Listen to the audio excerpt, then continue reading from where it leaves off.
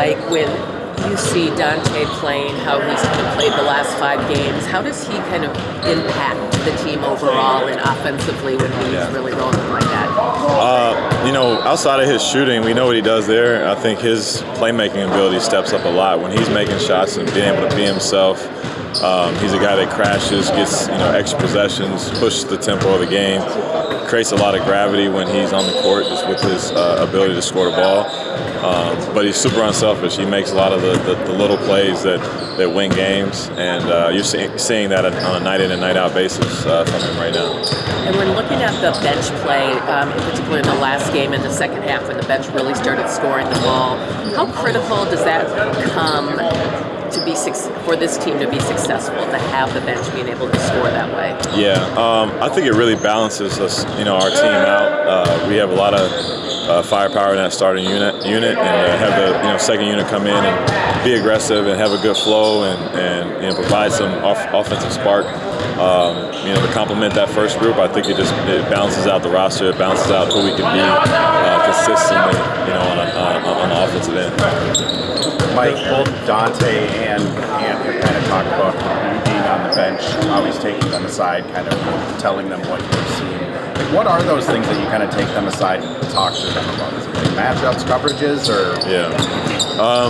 It's game by game, but with Ant, a lot of times it's reading the court as far as double teams or how they're playing or how they're shifting the defense against them, and where he can make plays for his teammates and where he can be aggressive for himself as well. And then Dante, just trying to find areas in the game where I'm like, hey, he knows everything, but hey, you need to when you come off this pin down, look for one more dribble, you can get deeper in the paint and maybe make a play late, whether it's at the rim or for a teammate. So, like I said, game by game it changes depending on who we're playing, and those guys are willing to listen and ask questions. So, I just try to provide as much as I can.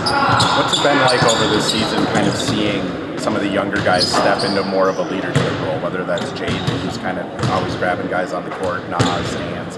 Has that been kind of like rewarding for you as the older veteran on this team? It is. As you get older, you want to do less work, especially on that stuff. You gotta hope that the guys are learning from you and listening over the years, and to see them mature, to see them handle a lot of the issues on their own. Takes a lot of pressure off us as the older guys. So just happy to see them growing and willing to do that and take this team, and it's their team, and the ownership of this team, and be the leaders. The win against the Bucks was the 3rd time this season that the Wolves have come back from 15 or more points. Obviously, you don't want to find yourself down into that kind of deficit, but what does it say about the team to be able to climb out of those holes? And what does it do as a confidence booster for you guys in the locker room when, unfortunately, those events may can happen? Yeah, we're a team that doesn't want to be down 15. We're a team, I guess, can be inconsistent in that manner where we can sleepwalk our way into games, which isn't a good thing.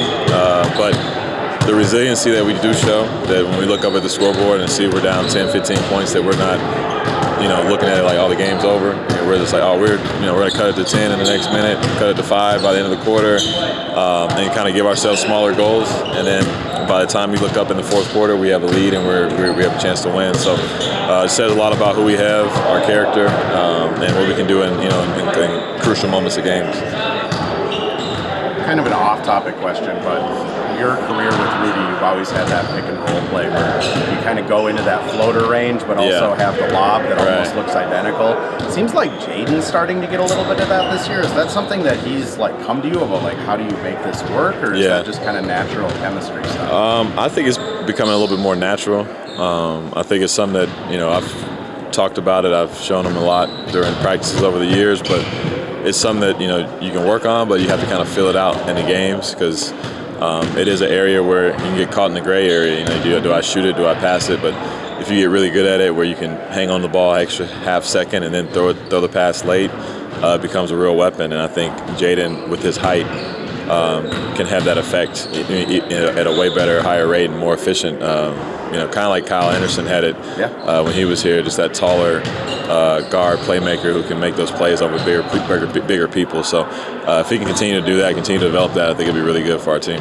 Is that something that just like naturally came to you with Rudy of being able to have that, or was that like, because I don't remember you running it out with like Mark or Zebo at all? Yeah, no, I never ran it until I ran into Rudy. I had to adjust a lot when I got to Rudy. He was different type of big to play with. Mark was a lot different than Rudy in that aspect, and so I had to learn. That where my spots were to kind of read the defense and know when to throw it late, know when to go finish, and kind of play that game. It's like a little chess match you play in there. So we got really good at it, worked on it, and we had some good times with it.